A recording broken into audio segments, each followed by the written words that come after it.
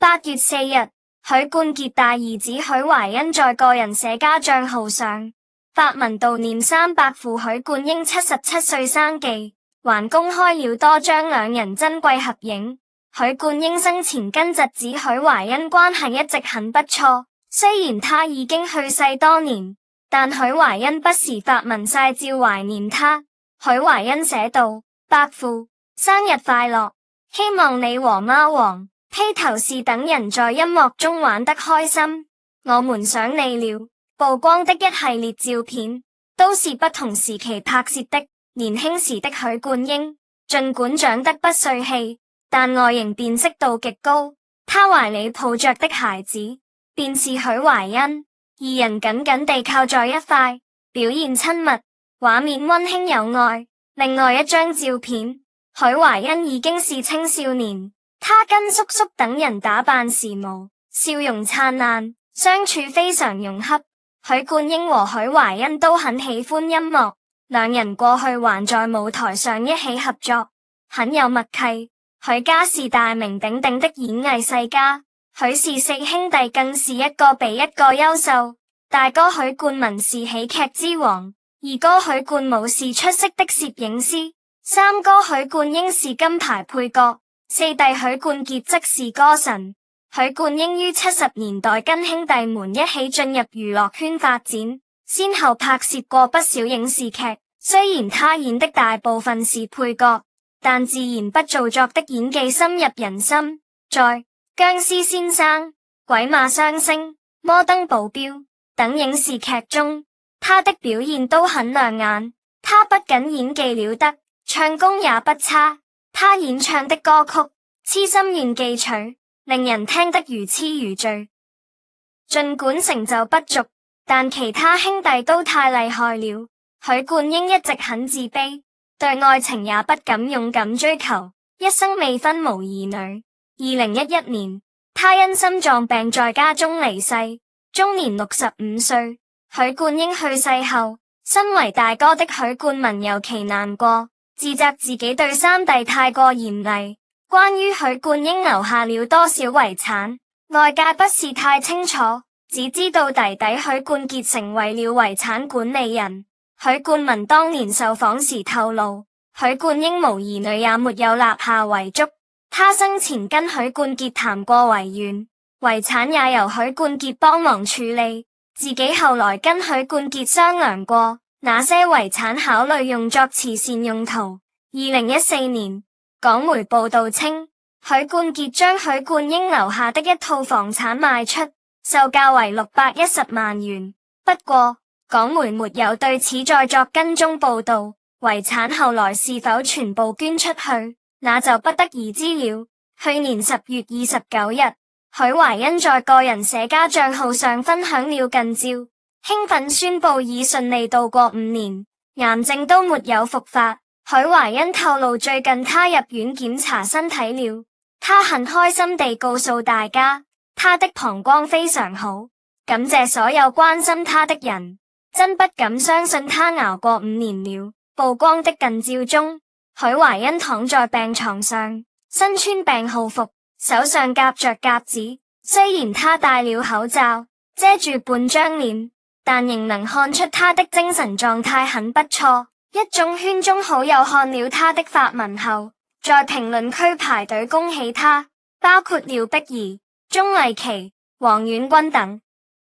曾唱火過無數經典金曲的歌神許冠傑，很早就結婚了。他與混血妻子育有2個兒子，大兒子便是許懷恩。小伙子從小體弱多病，3歲時曾因病導致右耳失聰，要長期戴助聽器，造成生活很不方便。儘管身體有缺陷，但他備受父母寵愛，讓他養成積極樂觀的心態。長大後，他還跟隨老爸的步伐，進入娛樂圈發展。他跟老爸一樣熱愛音樂，於是走上了音樂之路。只是樂壇競爭太激烈了，他一直紅不起來，知名度遠遠比不上老爸。天有不測之風雲。2018年，許懷恩確診膀胱癌，生病後身體每況愈下，一度暴瘦27斤。他沒有自暴自棄，而是積極接受醫生的治療。在醫生的建議下，他住進醫院進行了微創手術，手術非常成功，把癌細胞都清除了。不過，許懷恩需要定期復診，確保癌症沒有復發和轉移。為了自己的健康着想，他非常聽醫生的話，每隔一段時間就入院檢查身體。幸運的是，他終於順利熬過5年的生存期，這也就意味着他真正抗癌成功了。未來他終於可以好好享受人生了。據了解，許懷恩雖然演藝事業發展一般，但有一個很幸福的家庭。2004年，他迎娶了一位外籍美女，夫妻倆都很喜歡小孩，婚後積極避孕生娃。不久後，妻子順利生下孩子，而且是一對雙胞胎兒子，讓他開心不已。從之前公開的全家福來看，妻子美麗動人，兒子很是呆萌可愛，一家幾口同框畫面溫馨有愛。許懷恩跟父母、弟弟以及大伯、二伯關係都很好，一家人一有空就會聚在一塊吃飯、聊天，享受家庭樂。當初得知他患癌後，家人都很擔心，現在他徹底戰勝病魔，相信家人會很替他開心。在今年5月1日，許冠傑大兒子許懷恩在個人社交賬號上分享了一家6口的合影，並配文稱：祝我的妻子生日快樂，我們非常愛你。許冠傑大兒媳最近迎來生日，又適逢5·1勞動節，一家人於是到高級酒店吃飯慶祝，眾人均穿着黑色衣服，打扮默契十足。曝光的照片中，許冠傑戴着黑色帽子和眼鏡，造型時髦。已經74歲的他，歲月在身上留下了不少痕跡，所幸精神狀態仍不錯。老當益壯的他，上個月舉辦了演唱會，並吸引了大批粉絲支持，人氣不減當年。不愧是一代歌神。外國妻子 Rebecca Fleming 穿着黑白色花紋外套，腳部受傷好一陣子的他，這段時間都需要拄着拐杖出行，行動不便，因此大家很自覺讓出置位給他坐，足見家人們對他的重視。許懷恩跟老爸一樣戴着帽子，衣着簡單而不失時尚。仔細觀察，他長得非常像媽媽，尤其是眉眼，簡直一模一樣。許懷恩自有多病，前幾年還患上了癌症，還好經過治療後，身體逐漸恢復。此次現身，他的氣色非常不錯，繼承了老爸音樂天賦的他，已出道多年，可惜樂壇競爭激烈，他名氣並不高。即便如此，他也沒想過放棄音樂夢。上個月還當上老爸演唱會的嘉賓。許懷恩很早就結婚，對象叫 Constance， 是一名外籍美女。兩人婚後育有一對雙胞胎兒子。作為生日主角， Constance 穿着一身斜肩禮服，配上精緻的髮型和妝容，看起來很是高貴。生了2個孩子的她，身材非常苗條，凍齡有術狀態大好。不知不覺，2個小寶貝已經11歲了。他們長得比較像許懷恩，很是呆萌可愛，難怪深得爺爺奶奶的喜歡。說起來，這次出席聚會的6人中，僅許冠傑一人沒有外國血統，其他不是外國人，就是混血兒。事實上，許冠傑當初跟妻子一起時，家人非常反對，還好兩人足夠相愛。關於兩人愛情故事的細節，上個月許冠文參加弟弟演唱會的時候公開提及過。許冠文透露，記得弟弟22歲時仍是一事無成，弟弟卻急着跟 Rebecca Fleming 結婚，媽媽很反對，他也勸弟弟考慮清楚，弟弟於是用真誠打動他，被感動到哭的他，在參加完婚禮後寫下了《鐵塔凌雲》的歌詞紀念。許冠傑夫婦結婚多年，始終恩愛有加。許冠傑不管合作多漂亮的女明星，都不會傳出緋聞，是非常專一的好男人，實在難得。回憶許冠傑的一生，當年那個在廣東家庭出生的小男孩，怎麼可能想到他會走到今天這個位置，成為華人樂壇的傳奇人物。從小家庭到大舞台，許冠傑用他的才華和努力，為華語音樂歷史留下了濃墨重彩的一筆。他說過，人生最重要的不是你走了多遠，而是你怎麼走。而他的人生之路，正是他對這句話最好的詮釋。音樂是他的生命，也是他給世界的禮物。他不僅僅是歌神，他更是一個堅韌不拔、正直善良的人。他對家庭的執着，對事業的熱愛，都讓人感受到他深厚的情感。歲月流轉，時代變遷，但許冠傑的音樂永遠不會被遺忘。他的歌聲就像香港這座城市，歷經風雨，仍然堅韌充滿活力。他用音樂打動了無數人的心，用生活詮釋了真正的傳奇。他不僅是香港的驕傲，更是整個華人世界的瑰寶。讓我們銘記這位偉大的藝術家，感謝他為我們帶來的無數美好回憶。歌神許冠傑想必係好多人細個時嘅偶像，而佢嘅大仔許懷恩都係一位香港嘅創作型歌手。不過許懷恩嘅成就冇好似佢老豆許冠傑咁高，前啲年仲患咗癌症，引起咗網友嘅關注。近排許懷恩都喺社交媒體上再次發聲，曝光咗自己嘅近況，話自己終於揾咗5年嘅生存期。10月29號，許冠傑大仔許懷恩喺個人社交賬號上分享咗近照，興奮咁宣布已經順利度過咗5年，癌症都冇復發。許懷恩話最近佢入咗醫院檢查身體，佢好開心咁話俾大家知，佢嘅膀胱非常好，多謝所有關心佢嘅人，真係唔敢相信佢穩咗5年。曝光嘅近照入面，許懷恩瞓喺病床上，身穿病號服，手上夾住夾子。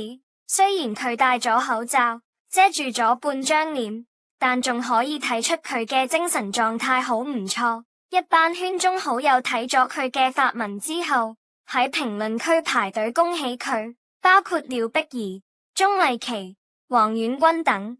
2018年11月嘅時候，許懷恩發覺自己小便有血，於係即刻去醫院檢查，結果就被查出膀胱癌。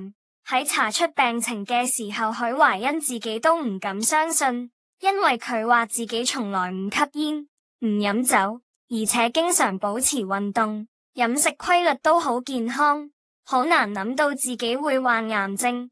不過好快許懷恩就接受咗呢個事實，第一時間配合醫生嘅治療。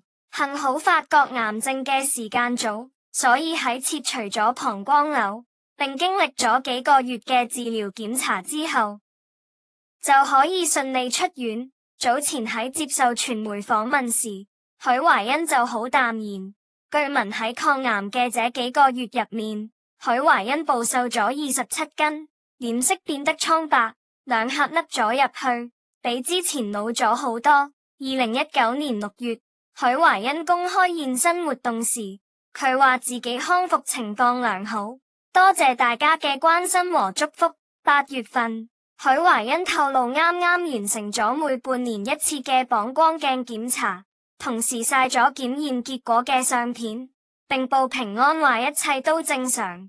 許懷恩坦言喺未來5年內佢都會定期去做身體檢查，希望一切都順順利利冇問題，以保證自己嘅身體狀況良好。該文一經發出，獲得好多網民同埋粉絲嘅祝福。2022年4月，許懷恩喺社交網上官宣好消息，佢話今朝早啱啱做咗一次膀胱檢查，好高興報告佢仲係冇癌症，多謝出色嘅醫生同埋佢嘅醫療團隊嘅精心護理，多謝佢嘅家人朋友嘅祈禱。睇到咁嘅結果，好多粉絲都係為其感到由衷嘅高興。曝光嘅畫面入面，許懷恩着住病服瞓喺床上，單手比6慶祝自己嘅癌症冇復發。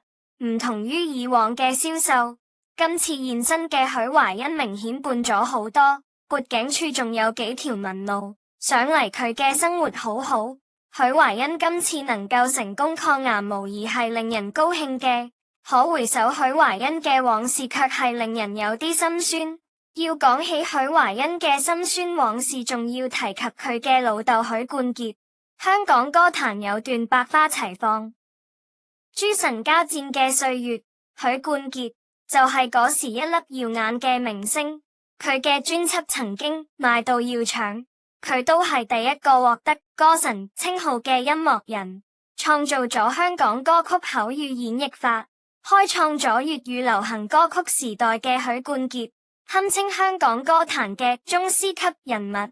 喺許冠傑嘅歌曲當中，鐵塔凌雲唔可以不提。呢個係佢作曲嘅第一首粵語歌曲，都係令佢為大眾熟知嘅一首歌曲。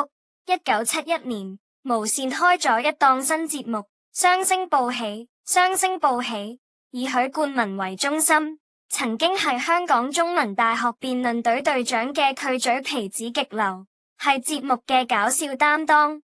而許冠傑就負責節目嘅唱歌部分，由兄弟倆合作完成嘅。鐵塔凌雲首次與聽眾見面，就係通過嗰檔節目。鐵塔凌雲原本係許冠文寫嘅一首英文詩，原名叫就此模樣，經翻譯、作曲、錄製播出後，迅即受到大眾歡迎。1974年，許冠傑出版專輯《鬼馬雙星》，將就此模樣收錄其中，並改名為鐵塔凌雲。後來成為與羅文嘅《獅子山下》並列嘅香港地域文化標誌性作品。自《鬼馬雙星》開始，許冠傑嘅巨星之路就此開啟。嗰啲年嘅許冠傑紅得發紫，新藝城俾許冠傑開出天價片酬先至挖得佢嚟，而之後嘅事實證明，佢哋嘅決斷冇錯。許冠傑加入新藝城之後，同光頭麥嘉主演咗《最佳拍檔》，上映後賣咗2604萬，當時可以話許冠傑3個字就係票房嘅保障。能唱能演係許冠傑留俾大眾嘅印象，但作為音樂人，佢嘅創作能力同樣少有人及。許冠傑發行過嘅專輯入邊嘅歌曲，由佢填詞作曲嘅佔咗好大嘅比例。其中《天才白痴夢》、《鐵塔凌雲》、《半斤八兩》、《浪子心聲》等等，都係傳唱唔衰嘅經典。而許冠傑嘅愛情之路都好讓人羨慕。1966年，18歲嘅許冠傑喺格蘭酒店演出時，認識咗靚嘅美國姑娘林寶，並自此墮入愛河。兩個人相戀咗5年之後，於1971年12月步入咗婚姻。幾年之後，大仔許懷恩同細仔許懷谷先後降生，兄弟倆相差2歲。許懷恩從細體弱多病，3歲嗰時曾因病導致右耳失聰，要長期戴助聽器，造成生活好唔方便。雖然身體有缺陷，但佢備受父母寵愛，令佢養成積極樂觀嘅心態。大個咗之後，佢仲跟住老豆嘅腳步，入咗娛樂圈發展。佢跟老豆一樣熱愛音樂，於係就走咗音樂之路。11歲嗰時，佢就登上紅磡舞台同老豆一齊演出。讀書時期，仲同友人組過樂隊。出道後，先後出咗4張專輯，只係樂壇競爭太激烈咗，佢一直紅唔起嚟，知名度遠遠比唔上老豆。不過佢並唔似大多數嘅星二代咁損壞老豆嘅名聲，從美國返港之後，就一直跟住在老豆嘅身邊發展，平淡但卻非常充實，再加上一家人時常能夠聚埋一齊，所以總會喺佢臉上見到笑容。許懷恩雖然演藝事業發展一般，但有一個好幸福嘅家庭。2004年，佢迎娶咗一位外籍美女，夫妻倆都好鍾意細路仔，婚後積極避孕生娃，唔久後，老婆順利生下細路仔，而且係一對雙胞胎仔，令佢開心唔已。2021年初，正處於抗癌康復期嘅許懷欣都係頻繁更新社交媒體，除咗工作之外嘅動態，幾乎全部都係關於自己嘅家庭各種溫馨合照，令唔少網友都好感慨，紛紛留言話佢係一個好仔、好丈夫，同樣都係一個好老豆。從許懷欣曬出嘅相中可以睇到，佢同老豆許冠傑以及細佬許懷谷嘅父子合照，睇上去好協調。雖然許冠傑今年已經70多歲，但是打扮依舊好潮流，滿身嘅時尚元素，同兩個仔站喺一齊冇距離感。另外，除咗曬出父子合照之外，許懷欣都曬出咗多張同老婆同兩個仔嘅全家福。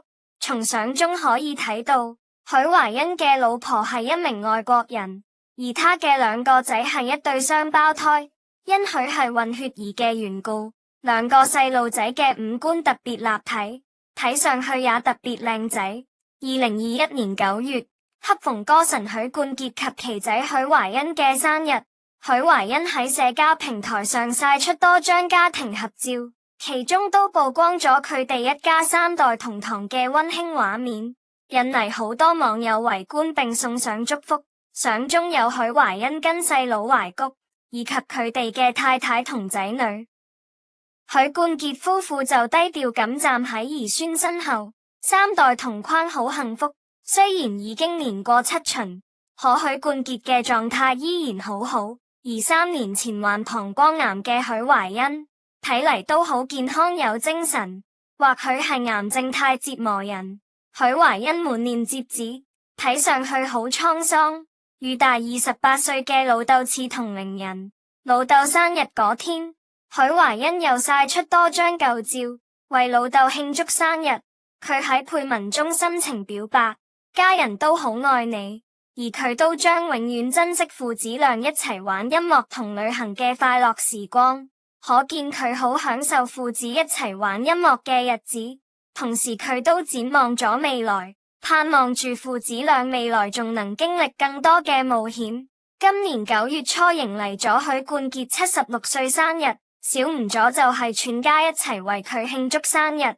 而今年生日一家人選喺在外用餐慶祝，再返屋企切蛋糕，兩個仔、兩個兒媳婦以及孫仔、孫女都喺場，三代同堂真係好溫馨，好幸福。許冠傑全家外出慶生，浩浩蕩蕩一行人。佢哋並冇將自己當成名人出巡一般，大搞排場，或是遮遮掩掩，就係好大方咁露臉。不過因為人數較多，所以都幾顯眼。其中最顯眼都係許冠傑，唔單止因為佢嘅身高太過挺拔，都因為打扮好有標誌性。簡單形容就係範兒十足。只見佢下半身穿嘅係黑色牛仔褲，上半身係格紋冇袖襯衫，最招牌嘅係頭上戴住嘅豹紋鴨舌帽。人群中一眼望過去，就能認出9月對於許冠傑家族嚟講係好重要嘅月份，因為呢個月許家有唔少成員過生日，除咗許冠傑之外，許懷欣都係9月生日。